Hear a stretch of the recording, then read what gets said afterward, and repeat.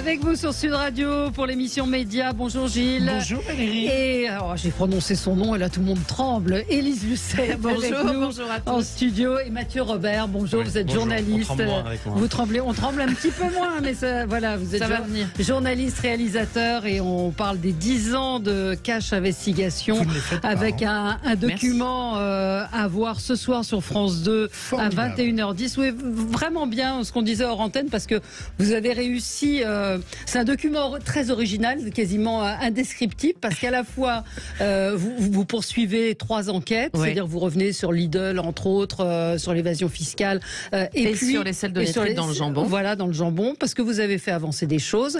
Et puis vous avez fait appel, mais bon, je commence déjà le truc alors que normalement il y a Non, le mais zapping. vous pouvez y aller. Mais c'est vrai C'est que votre émission, c'est très bien parce qu'il y a ce ton Cash Investigation. On va en reparler avec beaucoup d'autodérision. Vous revenez sur les critiques qu'on peut vous faire. Et puis vous êtes assez content quand même au bout de 10 ans de ce magazine. Oui, on est content. Et puis il y avait un risque en faisant cette émission, c'était de tomber dans l'autocélébration. Ouais. Et c'était vraiment mis comme guide à Mathieu Robert et à Manon Bachelot qui faisaient justement ce doc pour les 10 ans, de pas être dans l'autocélébration, d'être dans l'explication. On découvre les coulisses, on continue les enquêtes. Vous allez découvrir qui est la voix. Voilà, la de voix, Cash absolument, la voix de Cash par Investigation. exemple. On Qui n'est va pas en que la parler. voix d'ailleurs. Oui, Non, pas du tout. Mais c'est vrai que j'ai eu peur au début parce qu'il y a un gâteau d'anniversaire. Je me suis dit bon. Non, Non, pas pas ça. Et puis c'est pas ça du tout. C'est mal nous connaître. hein. Voilà, Non, Gilles, non, on c'était bien fait. passe au zapping. Sud Radio Média, l'instant zapping. Valérie et Élise, chut, nous entrons dans la cathédrale de CNews où le Messie est revenu, il est réapparu. La grande prêtresse Christine Kelly a accueilli Éric Zemmour, qui est donc revenu pour expier ses erreurs et faire preuve de contrition. Il a regretté d'avoir cédé au diable, Cyril Hanouna. Chez Hanouna, et j'ai accepté le combat de catch qu'il m'a imposé, j'ai eu tort. Il vous a détruit là. Non, il peut pas dire qu'il m'a détruit, il a pourri le match, volontairement. Il m'a insulté. C'est pas me détruire, mais j'ai accepté de rentrer dans un combat d'insultes et de cris d'orfraie. J'ai eu tort. Pareil pour Pécresse. Pécresse a choisi de me couper tout le temps la parole, de m'énerver. Vous dites pour elle ne pas hurle me laisser. tout le temps, elle ment tout le Exactement. temps. Vous êtes dur avec elle. Non, je vous assure que je suis lucide. Regardez le débat aujourd'hui calmement. Mais j'ai eu tort, c'est de ma faute. Je suis rentré encore dans ce combat. Les journalistes en ont fait trop avec Éric Zemmour en dehors de la campagne. Il a dit que les médias l'avaient tué. Ouais. Les médias l'avaient tué, Oui, c'est ce mais qu'il a dit très il est quand exactement. même beaucoup allé dans les médias. Puis Oui. lui-même, journaliste, avait une expertise forte quand même. Non, Ouais. enfin, Bien normalement, il était l'homme le plus aguerri vis-à-vis des médias, puisqu'il était journaliste lui-même. Donc, c'est bizarre qu'un ancien journaliste dise que les médias l'ont tué. Et puis surtout, comme faisait remarquer, je crois que c'est quotidien hier, je sais pas que c'est pas dans votre zapping, c'est que il va faire la promotion de son livre aujourd'hui sur pratiquement toutes les Mais chaînes c'est et toutes ça. les émissions. Bon, j'ai lu un Donc papier hier c'est- disant qu'il était à peu près partout. Ouais, Donc, si ouais. les médias l'ont tué, il va peut-être le ressusciter. Absolument. Toujours dans le couvent de CNews, le compagnon d'Éric Zemmour, Éric Nolot, n'était pas très heureux car le frère pro ne lui a pas donné la parole. Du coup, il... Non mais regardez non, votre excusez-moi. ordinateur. Non, c'est mais- le Bon, vous savez, moi, au bout de 6 Allez-y. ans avec vous, je suis un homme déconstruit. hein. c'est pas ça. Je Il y a suis- des auditeurs qui m'envoient des messages, donc je regarde ce qu'ils Bon, envoient. pendant mon zapping, Oui, absolument. c'est Allez-y, passionnant. Donc voilà, c'est Ouais. bien, j'avais écrit. Pardon, alors juste, recommencer. dans- Alors, non, oui. c'est pas Donc, grave. le frère, non, je vais le pardon. lancer. Parce Donc, que personne n'a Pro entendu. ne donne hein. pas la parole à Monsieur À Nolot. Monsieur Moi, Nolot. j'écoute. Voilà, je sais il n'a vous pas dire. donné la parole à Éric Nolot. Et Voilà. ben, vous savez quoi? Éric Nolot, il a boudé, et du coup, il a fait vœu de silence. Non, mais faites pas la tête. Ah non, mais je... Mais non, faites pas, non, faites pas l'enfant non plus. Non, mais ça devient très difficile de s'exprimer. dans cette émission. Oh non, Allez-y, écoutez, allez-y, non, allez-y, mais pourquoi vous dites allez-y. ça? Non, mais c'est parce que... Eh ben, je vous donne la parole. Mais non. Geoffrin voulait intervenir, allons-y.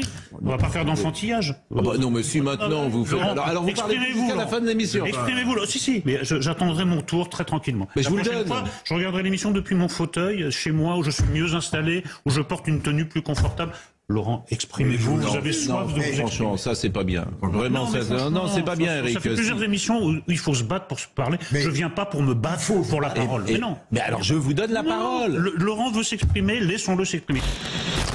Éric Nolot, qui sera demain, puisqu'il Oui, est sur tous Sud les Radio jeudis. tous les vendredis. Tous les vendredis, oui. Vous Ça êtes va pas ce formidable. matin. Oui, ce matin, ça va bien. Super. Et donc, Et donc, il sera là, évidemment. Et là, pour le coup, il aura tout le temps de parler, puisqu'il sera là à 8h10. Samedi, vous étiez à la maison France Télévisions, votre couvent à vous. Mais pas de bol, ils avaient invité Sonia Mabrouk. Non, mais alors, de la maison d'en face, qui vous a posé. Alors, c'est bien, parce qu'elle Mais c'est pas un couvent, nous, c'est une maison ouverte. C'est une maison ouverte. C'est cool. Enfin, pour les bobos. Et donc. Pas que, non. Mais ils vous ont posé une question totalement inédite qu'on vous a jamais posée. Mais jamais. C'est là qu'on sent la journaliste Sonia Mabrouk, c'est formidable. Bah, c'est dingue. Attends, Cache Investigation sur France Télévisions.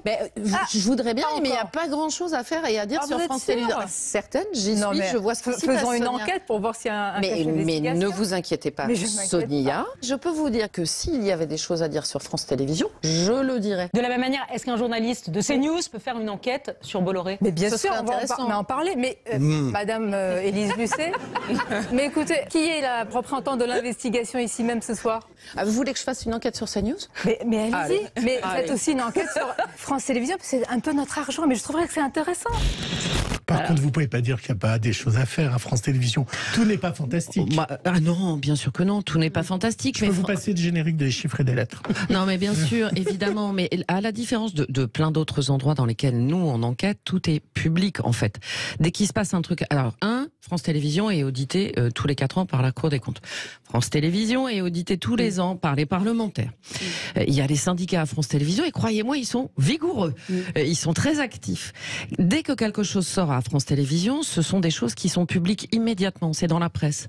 Donc, pour nous, Cache Investigation, c'est un peu compliqué de révéler des choses qui sont déjà publiques.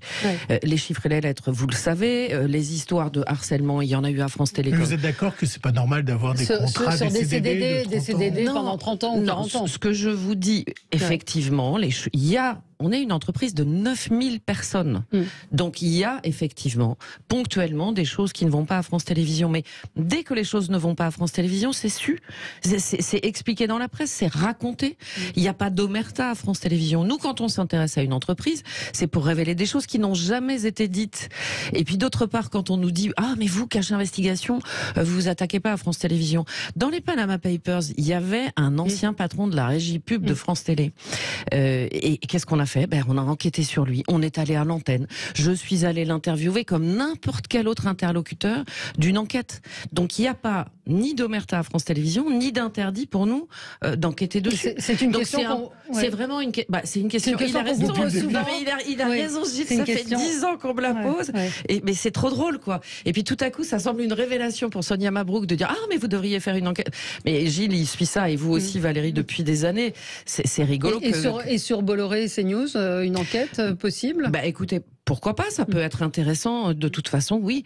Et puis moi, juste, oui, ça a déjà été fait. alors, il y a eu un super document de Tristan là-dessus. Et alors, ce qui est étonnant quand même, c'est que Tristan a été attaqué en justice, mais vraiment violemment par Vincent Bolloré.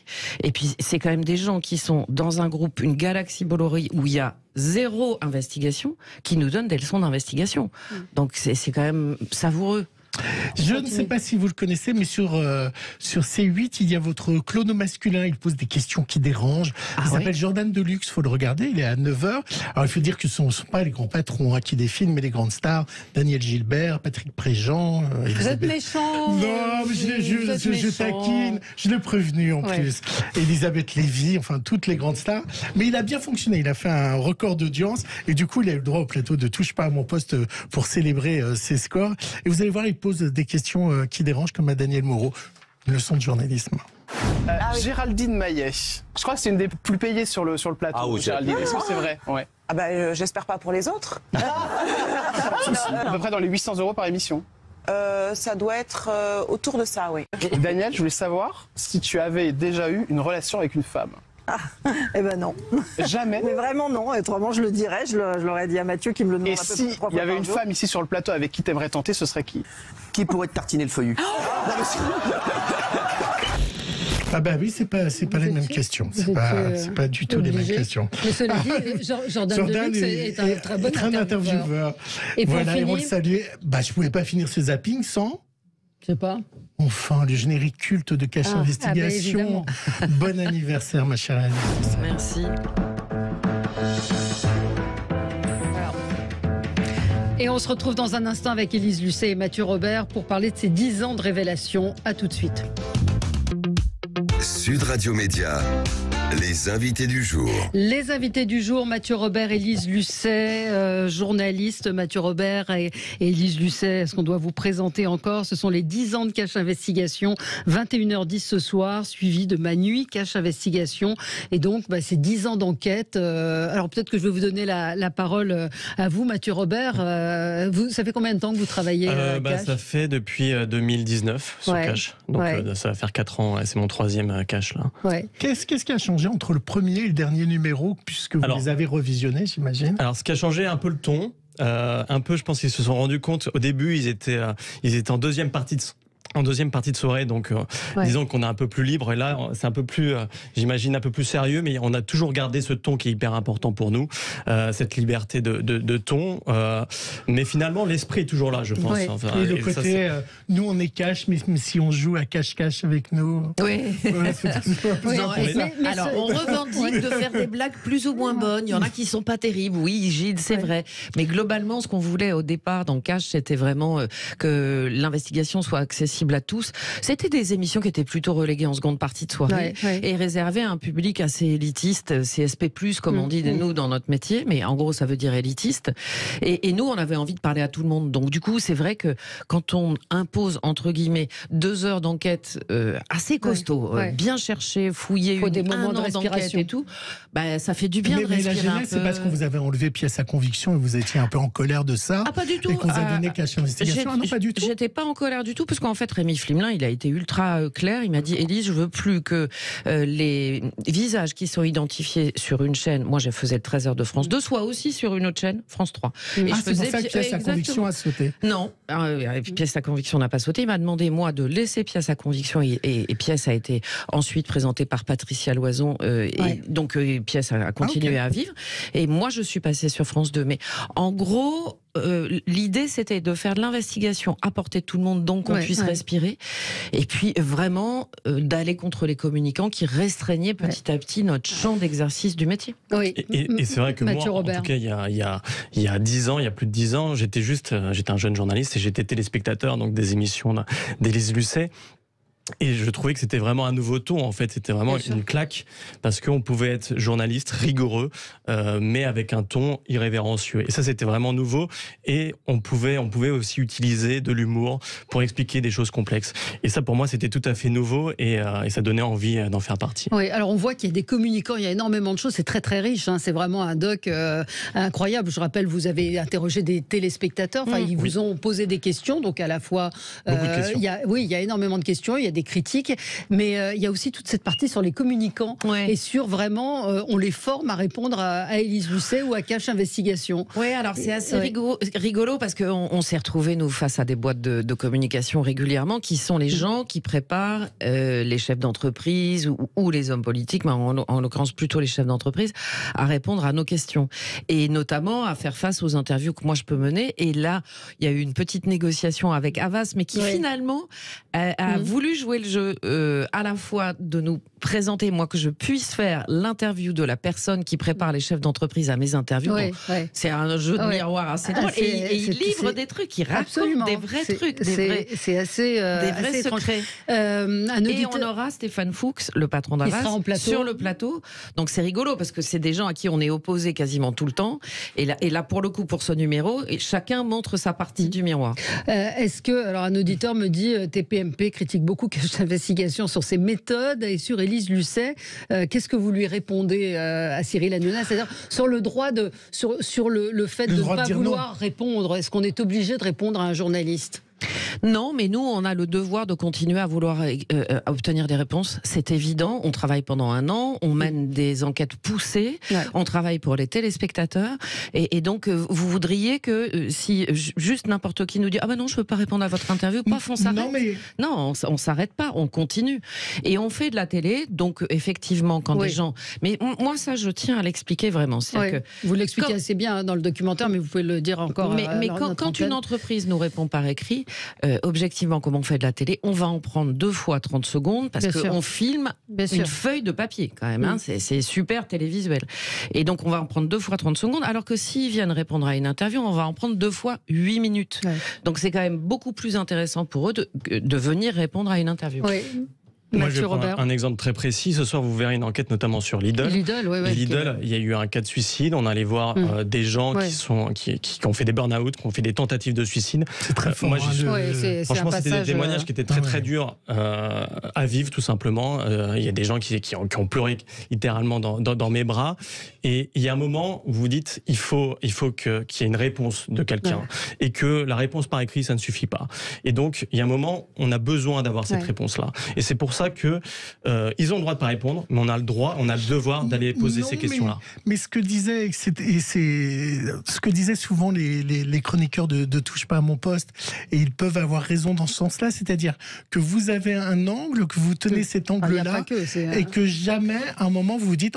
On s'est trompé. Finalement, mais attendez, c'est pas cette entreprise est bien. Non, mais c'est pas un angle. Mais c'est que vous savez à l'avance ce que vous voulez. Pas du tout. Vous savez à l'avance où vous voulez arriver. Quand vous êtes appelé au VMH... Je réponds à Gilles et pas à l'équipe d'Hanouna, mais je préfère vous répondre vraiment. Et alors, ça vous est déjà arrivé de dire on s'est trompé. C'est ce qu'on aime dire de nous. La réalité n'est pas celle-là. Quand on commence à travailler, on va reprendre l'exemple de Lidl. Sophie Le Gall fait la première émission sur Lidl. On décide de faire quelque chose en fait sur la souffrance au travail. Au début, Sophie Le Gall, qui a mené cette première enquête et émission, elle a 10 pistes différentes, 10 entreprises différentes. Comment elle a ces pistes-là? Tout simplement parce qu'elle a épluché la presse et aussi les décisions de justice qui lui montrent dans quelles entreprises il y a des décisions de justice qui concernent la souffrance au travail. Et donc, elle a ces 10 entreprises-là, elle travaille pendant 3 mois à peu près, et au bout de 3 mois, elle revient vers nous en nous disant, sur les 10, j'en ai éliminé 7. En revanche, après 3 mois d'enquête, je peux vous dire que Lidl, oui, il faut aller dessus. Donc on n'a pas un préconçu, on part pas en disant tiens, cette année on va se faire telle entreprise ou machin. Pas du tout, c'est pas comme ça qu'on bosse. Alors c'est un fantasme, j'entends qu'on peut avoir ce fantasme et se dire l'équipe de Cache Investigation, ils vont te faire quelque... Pas du tout, c'est pas comme ça qu'on travaille en fait. Les gens ont toujours peur quand vous rentrez dans un magasin, Élise Lucet. Ça arrive. Ça arrive. Mais nous, on a peur quand elle rentre dans la rédac. Ça arrive, mais je suis aussi très très bien accueillie par les gens qui me disent, pour le coup, pour rebondir sur les propos de Mathieu, continuez, ne lâchez rien, on est avec vous. Il y a un directeur d'EHPAD qui dit bonjour, grâce à Élise Lucet, on a parlé des EHPAD et de l'enrichissement des grands groupes privés, merci.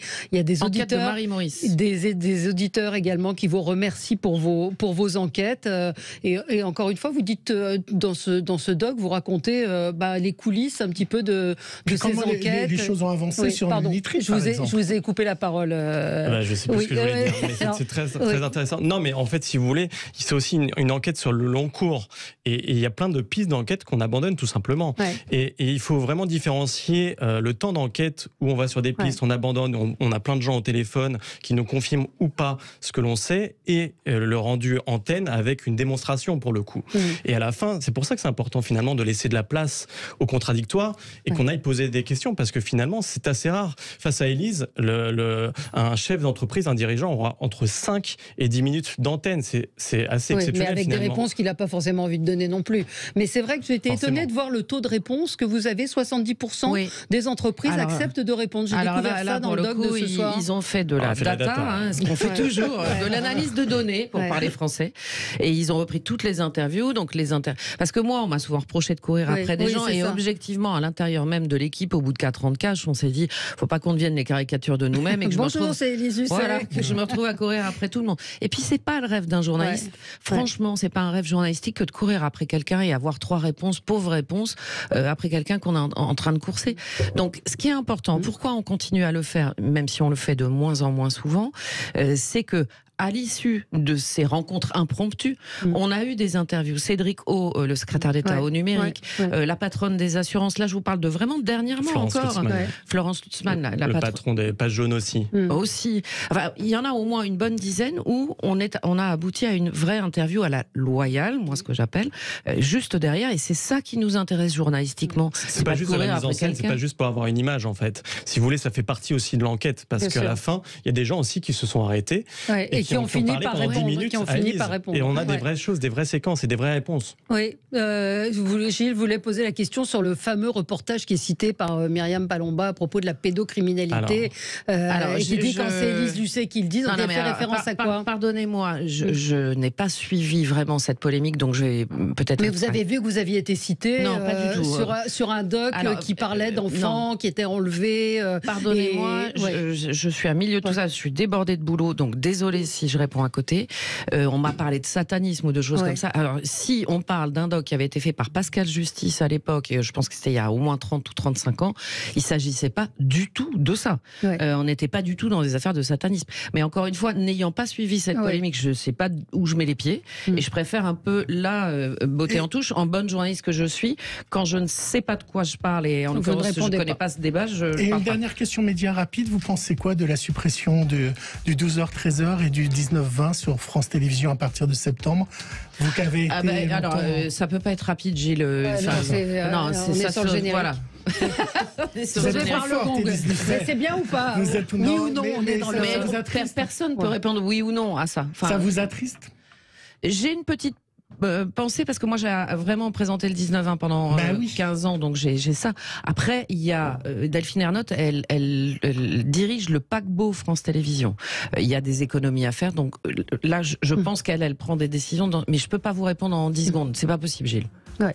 Alors, merci beaucoup, Élise Lucet. On vous réclame des docs sur les problèmes concernant l'abus sur les enfants, à Cache Investigation, sur les méthodes des agences de communication. Ouais. Ah bah ça, pour le coup, vous en parlez ce soir. Regardez ce soir. À ne pas manquer ce soir, donc ce Cache Investigation, 10 ans de révélation, 21h10 sur France 2, suivi de Ma Nuit. Cache Investigation et retour sur 3 enquêtes très fortes. Lidl, c'est vraiment très poignant.